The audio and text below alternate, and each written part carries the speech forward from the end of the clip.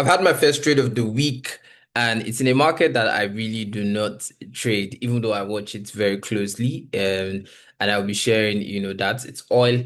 And I'll also be talking about, what I'm expecting for the week for gold, DXY, and G, which are kind of like the pairs I talk about, in these videos.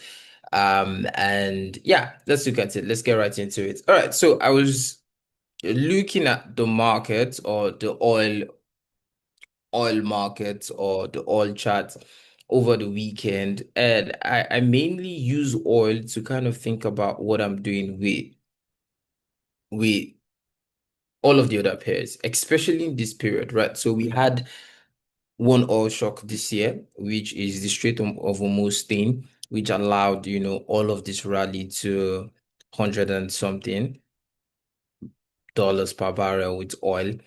And then, right now that we're seeing the escalation, we're seeing oil come out. Now, you might ask, why do you have to look at this market? Well, this market is one of the most important or one of the most important assets when it comes to markets, right? Because this handles inflation, right? The moment oil becomes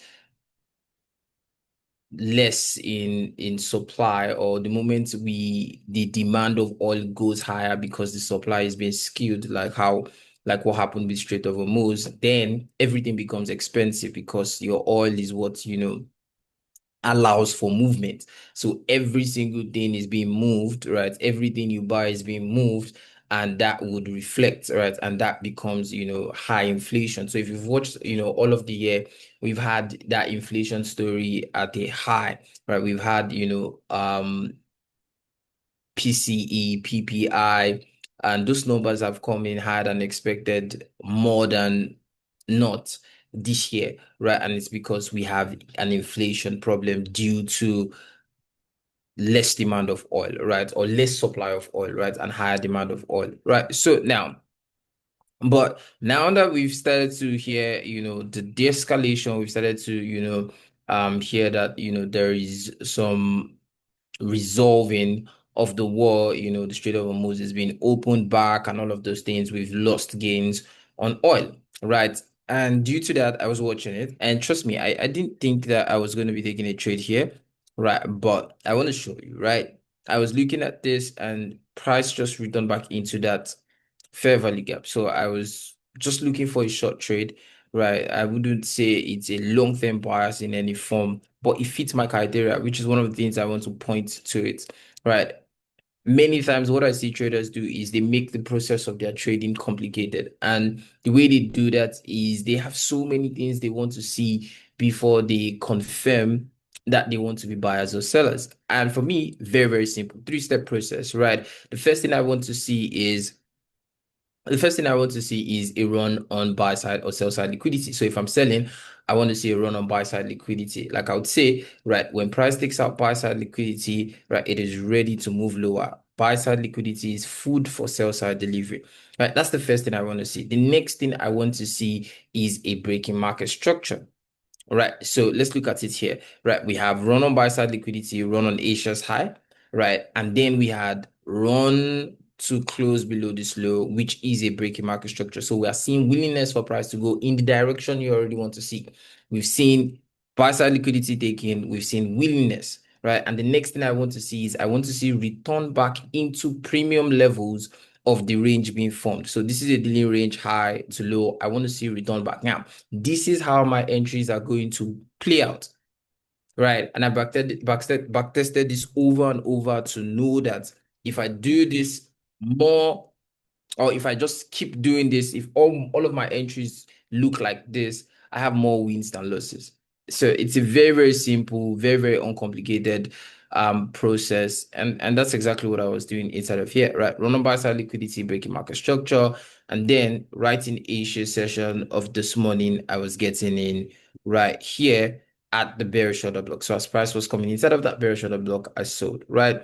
And price ran lower inside of here. We've given back most of that gains, but it's just hanging around inside of here, and I'm watching it. I have a very small size position on this because it's not a pair that I normally trade, right? The bounce in here is quite reasonable because we have a bullish order block. We have that bullish order block inside of here. We have this tiny candle inside of here, but I still think that this can go lower based on the fact that if we look, to the higher time frame, we can see that this is a bearish market structure really playing out. Right. So, but I wanted to show you that because I'm showing you all of my experiences this week.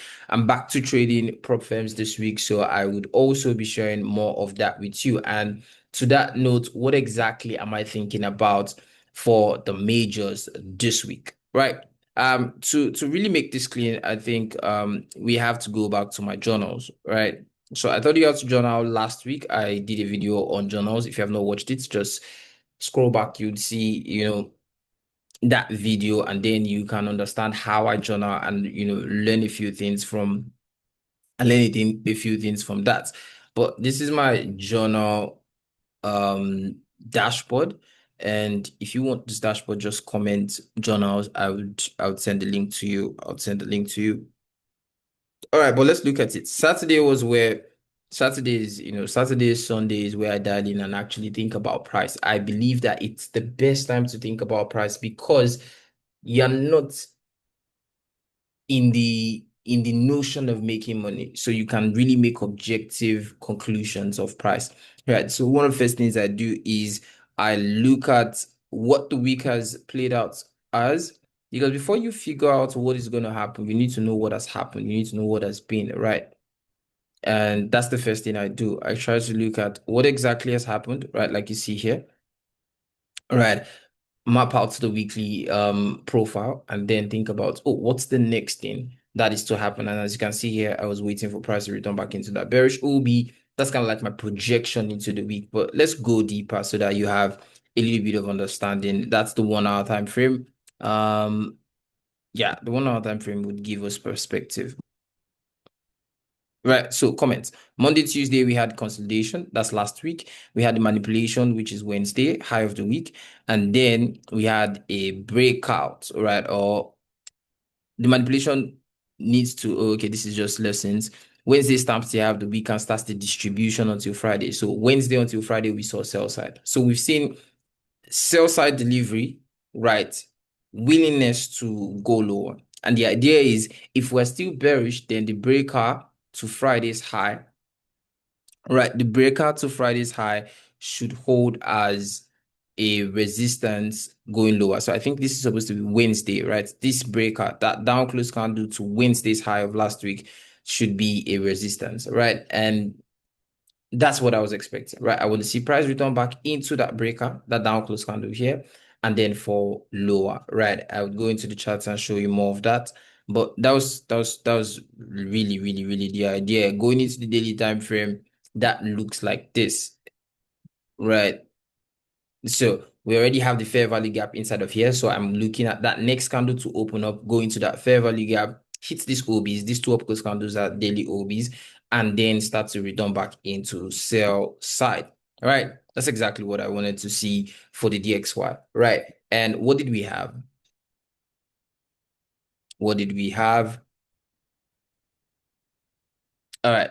So that's exactly it, right? And that's exactly what we had. We saw price return back inside of this level. You might be like, why this level? Why not this OB? Well, you can use this, but when you go into the lower time frames, you kind of have precision on what you want to see. So it looks like I was marking the wrong part of the OB, but if you look at it on the 5 minutes or on the 15 minutes, you see this is an up close candle breaking market structure. Price was just returning back into that order block inside of there, right, and going lower. So it makes sense. We open, we take out Asia's high, right? We run inside of the OB. You would see this makes sense because we already have, breaking market structure here. So this is just returning back into the premium part of the range, and we start to see sell side fall off. So good call there, right? And I also do that for gold and GU because those are the pairs that I'm looking to trade on the week, right? So it's just good to have what do I think is going to play out? What am I seeing? What do I want to play out? What do I want to, how do I want to be engaging price? Right. And for this, I think I missed this by a mile, but I would show you exactly what happened today. Right. We saw price, oh, this is it, right? This is what we have, right? And what I was thinking about was we return back deep inside of this range, we take out this low, we come down inside of this mitigation block, and we start to go lower, right? That was what I was looking at. Nothing else when I was looking at this. It's just this. It's a fair value gap on the 4 hour time frame, and I wanted to see price return back there first before we start to go lower, right? So DXY goes higher, GU goes lower, and then, but those moves will be manipulations or would be retracements into the true move, which would be sell side for dollar and buy side for pound, right? And lastly, gold, so that when we just go back to the charts, we'll just look at what has happened today and what we can still expect. What we can still expect, right? So we have, this is it, right? 4 hour fair value gap there, right? We have an OB right down here. So that's exactly my plan, that we come down here before we bounce. I like the daily time frame, because we have that huge fair value gap, right? The premium part of the fair value gap, the consequent encroachment, which is the 50% of the fair value gap, and then the discount part of the fair value gap. So these are just reference points that price can bounce off of, moving higher, right? If the DXY is going lower, this guy is going to go higher. They're diametrically opposed, right? So that's exactly what I was looking out for this, right? And then now I feel like we should go into, the charts and deal with DXY and GU, and then come back to gold, so that we just have everything. So we saw the XY return back into the level I wanted to see, and we've seen price go lower. Right. This is kind of edgy for me, but since we are at that order block, it makes sense, right? So for now, this is still my draw. And I am not saying that the DXY is now, bearish completely, right? It can, right? It can. If we start to lose this breaker here, this up close candle, if you start to lose that up close candle, then the DXY can easily start a run back down into sell side. But for right now, I still think that buy side is still something that we can see. So I'm looking at the run below last week's low, Thursday's low, and then we can start that run into that monthly fair value gap here. Right. But first, we want to see sell side. So let's deal with that. Right. And if we want to see sell side, what do we want to see GU do? We want to see GU move higher. GU moved quite quickly today. GU moved quite quickly today. I showed you the fair value gaps, right? The three reactive levels of a fair value gap, the premium high, the consequent encroachment, which is 50%, and then the discount low. If you look at this, we see price open, runs out to take out Friday's low, right, and goes into that fair value gap. That's IOFED, right? It's a partial entry to the fair value gap, a partial entry. So this is the fair value gap. Price just taps it a little bit and just moves, right? When price is in a distribution phase, right, reaching for buy side liquidity, it does this, right? So very important. Another important thing to look at here is this candle is called NFP, right? And if you know what NFP is, it's a day where many traders are interested in trading. So it's a day where there is buy side and sell side liquidity, right, available. So above this high, there's buy side. Below this low, there's sell side liquidity. So see, this is a very clean trade where we see price just open, takes out Friday's low, and then runs to Friday's high. Very, very beautiful trade, right? And if we just drop lower, we would see that. I missed this, right? I missed this, and I was not so interested in taking a trade today. The moment I came back from the gym, I felt very, very weak and tired. So I'm like, okay, I'll just dial in tomorrow since I already have the oil trade running. But coming back this evening to see it, I'm like, oh, this was quite an opportunity, right? Price took out this low, return back into this OB. So I was asking myself, like, why were you now expecting price to return back down here? And it was because I didn't see properly. And this is something that will happen, right? You're going to miss variables. You're not going to check properly. And it's the reason why you want to spend time with charts so that you can actually see the variables that are, available. Look at this. Price already tapped into that fair value gap. We don't need to come back there again because after it tapped, we had a break in market structure. So the new dealing range is this low to this high. An order block from a valid fair value gap is a valid order block. So this was really, really clean that we came, took out Asia's low, took out this low, and returned back into this OB.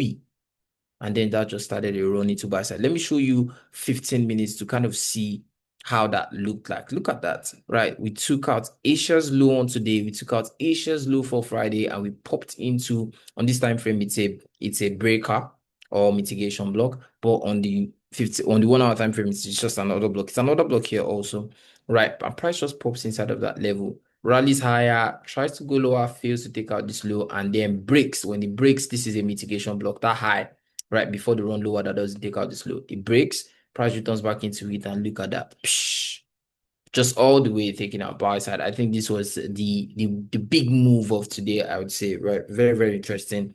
Makes a lot of sense.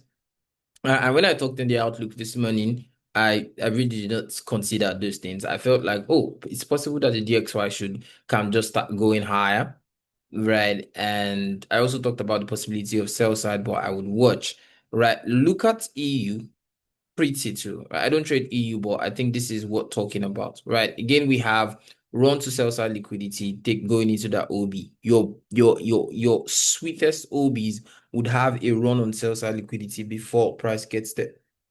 Makes more sense when you have, an OB here, and then you have a run to sell side liquidity before it gets to that OB. Just makes it, a much more juicier OB. Maybe we'll talk about it some other time. But look at that, right? Price does that and goes higher. So that's kind of like the story for the currencies. And if you ask me, what am I thinking about? I'm thinking about DXY returning back into those lows.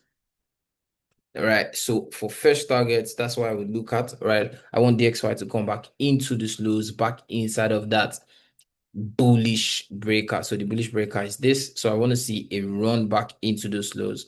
Right now, we might still have a run that takes out this high, but I would still be expecting, if that happens, that would just be another reason for me to capitalize on GU longs, right? And want to see DXY shots. But for right now, this is drawn liquidity. Let me put it here so that tomorrow we can visit it. This is the drawn liquidity on C price. Come back and take out this lows. All right. So I'll be watching this and seeing what happens. What will be an invalidation of this? Because markets will do what they want to do, and um let no one lie to you that they're always right. We're always making educated guesses, right?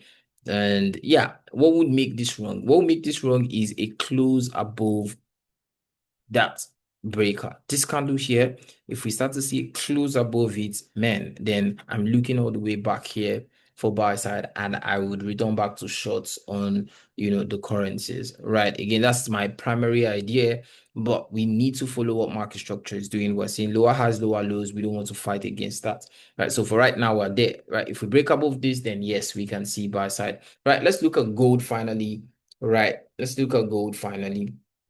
For gold, we are at another level where I want to take a stab, right? So I took one stab here last week, which ended up in a loss. I took this that gave me 1.5%, right? And later took me out at break even. But I took another stab here, but also a loss on that particular trade, 0.5%.